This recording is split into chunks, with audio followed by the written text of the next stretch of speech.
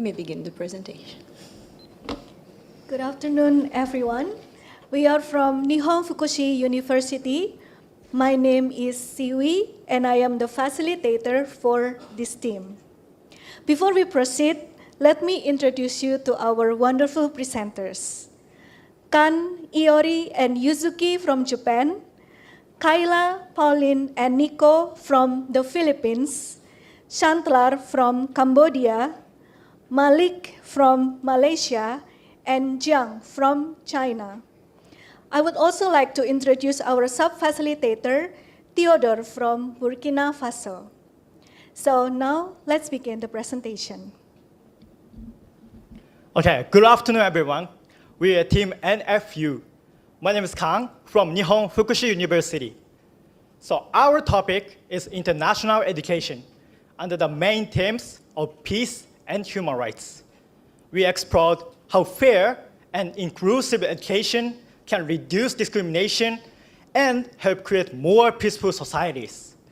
We spent a lot of time for researching education for worldwide. For example, between private university and public ones in big cities.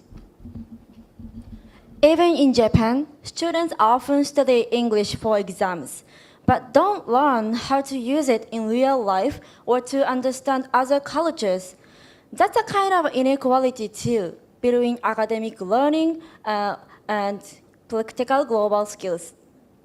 In this presentation, we'll show how education connects to the human rights and peace, share some international examples, and suggest what we can do to improve the situation. And next, my friend Kyla will talk about the related concepts. Thank you. In connection to this, we will discuss about related concepts or issues that we found out in the Philippines, Japan, and Cambodia. Now, let's start with the Philippines. In the Philippines, acquiring education is still a major problem. One factor is landscapes. There are many children who are still living in mountains, forests, or far-to-reach places. They need to go far places just to go to school. Second one is ethnicity. Ethnicity is a major thing in the Philippines. We have Ifugao, Ilonggo, and many more. This means that we need to, and we must to learn something about different cultures, dialects, and many more. Now, let's proceed to another one. Thank you, Kyla. Similar challenges can also be seen in Japan, but instead of access to education, it's how religious and cultural differences are received, especially in the school environment. Our case study is one of our group members who have experienced this firsthand during her time in elementary school.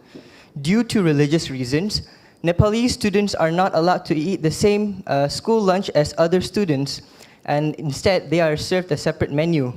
But instead of accepting and tolerating this, the other students instead protested, saying how it wasn't fair for them to eat different school lunches despite their religious beliefs.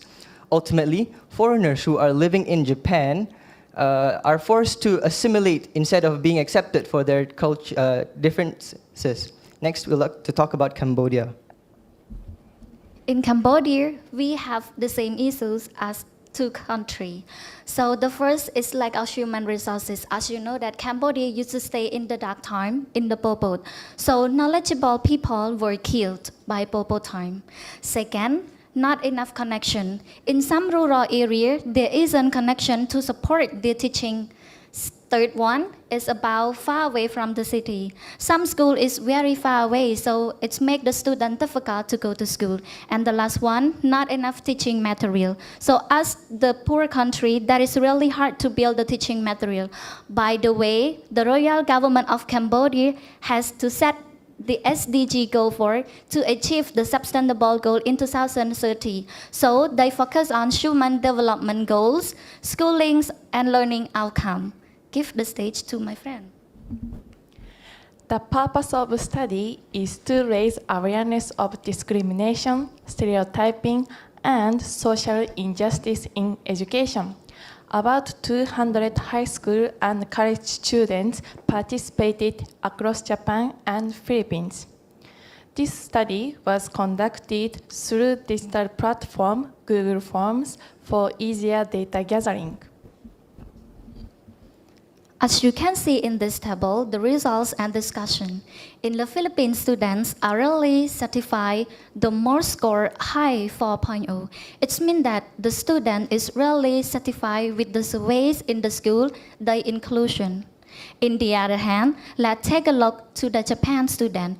It score high also, but most of them come from the different culture. So they take time to include their school environments, their culture, their traditions in the class.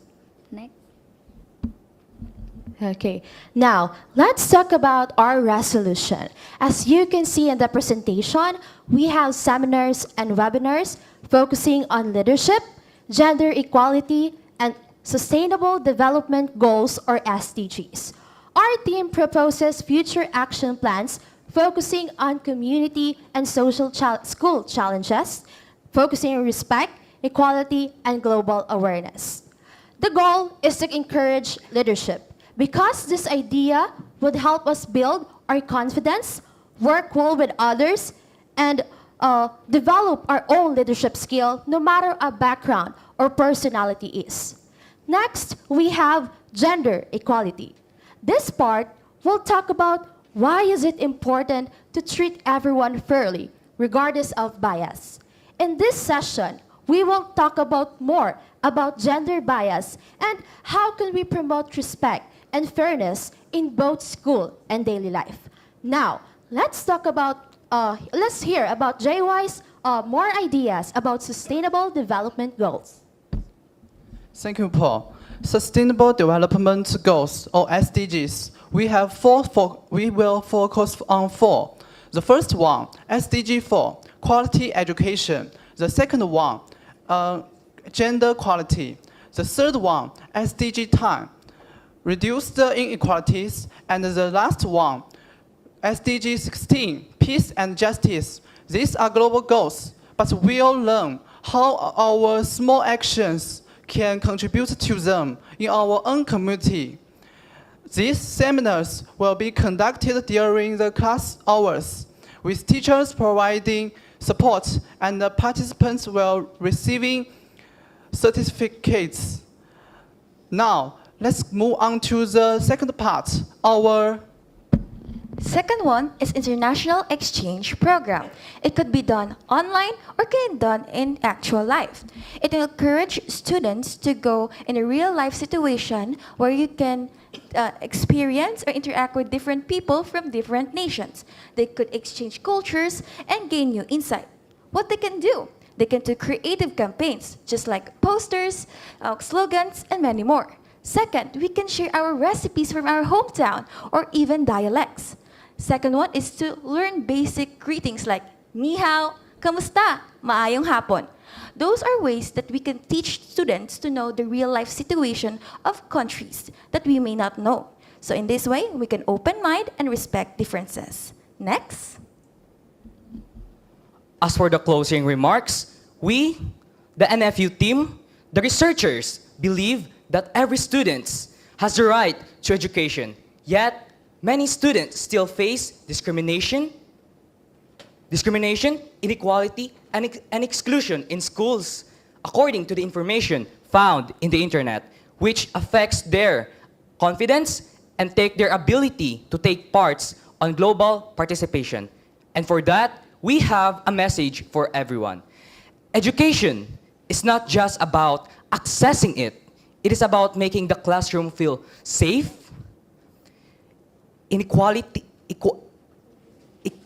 exclusive, and empowering, where every student feels seen, heard, and valued, regardless of their cultural differences. This ends our presentation. Thank you for listening.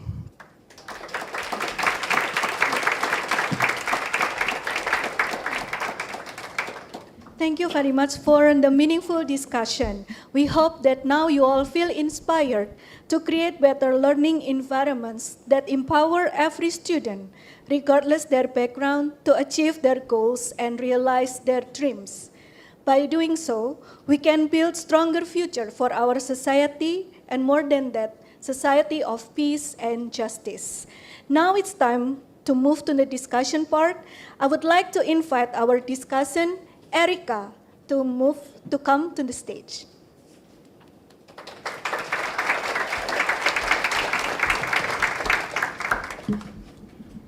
Hello, everybody, and I hope you enjoyed our presentation.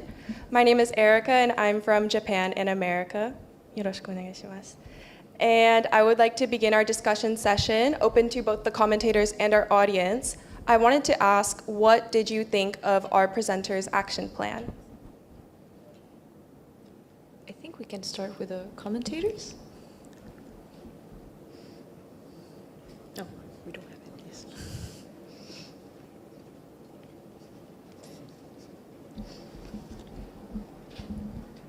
Thank you very much for this wonderful presentation. What caught my attention, I'm sorry, I'm Isabel, I'm from Chile. What caught my attention was that one of your action plans was the international exchange programs.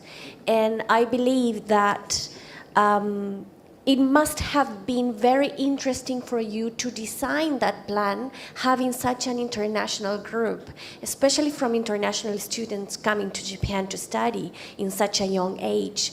So one of the things I was wondering, you don't have to answer, but I think we can sort of reflect on, is the role of connection and international exchange in this life and how it enriches our lives, not only in terms of our education that I agree should be open and to everyone, but how it changes our perception of the world. And I think being in Expo Osaka and having this sort of understanding of how the world is, I would say it is a very interesting plan, and I think you have designed a very good one there. Thank you. Thank you so much for your comment and feedback. That is actually a very interesting point that you made about how exchange programs and having intercultural communication is very important as we become increasingly globalized. And I would like to have the presenters make a short remark about what they think about the exchange program as well. We have the discussant Theodore. I think we can start with him. Okay, good. For example, we have some kind of action plans to make everything equitable for everyone. So I think for some events like this, what we're doing right now, and some other international events like the Osaka Expo and other cultural exchanges, like what universities are doing sometime with student exchange program and so on, we can raise awareness to know each other better in order to build a better society. And yeah, give opportunity for everyone to benefit from quality education, like what we discussed in SDG 4. So that's my point. Does anyone else have an idea to add? Presenters? It's okay. Audience? Okay, good. Okay. Wonderful questions. So we're still waiting for your questions. And yeah, let's enjoy our discussion. Thank you very much. Thank you. Anyone there? I think we have a question from the audience. Hello, my name is Laura. I'm from Australia. Thank you so much for your wonderful presentation. I really agree that education is a wonderful tool that we as young people can use as a path for the future, for a peaceful future, for not for our individual selves, but for everyone around us. I would like to ask you about some challenges that you think about through your action plan. So you mentioned the connectivity issue in some areas, being far away from different educational institutions. Is there any other challenges you think about as you planned or now as you're talking about it, discussing it to the audience? Is there any other challenges that you can think of that you might want to share to us, and how you might overcome those challenges to incorporate education and create a future society where it's peaceful and everyone has the right and access to education? Thank you. Thank you for your question and your feedback. And I think you brought up a very interesting point about how challenges need to be taken into account, as education is one of the most precious things that we have in our society. I'd like to open this up to the presenters to hear what they thought the challenges were in their action plan. So one of the major things that I may personally say that challenges of international exchange is that the different time zones and the availability of each student to participate in this kind of event. We know that there are many things happening in our world right now, and I'm glad that we have come today and share our talents, ideas in this kind of field. Maybe it happens because our school and organization make us together for today. And if we continue to strengthen it, develop and encourage students to open this kind of activity, it will prosper in the future. I hope I answered your question. Thank you very much. Thank you. I think we have another input from the audience. Oh, quite a few actually.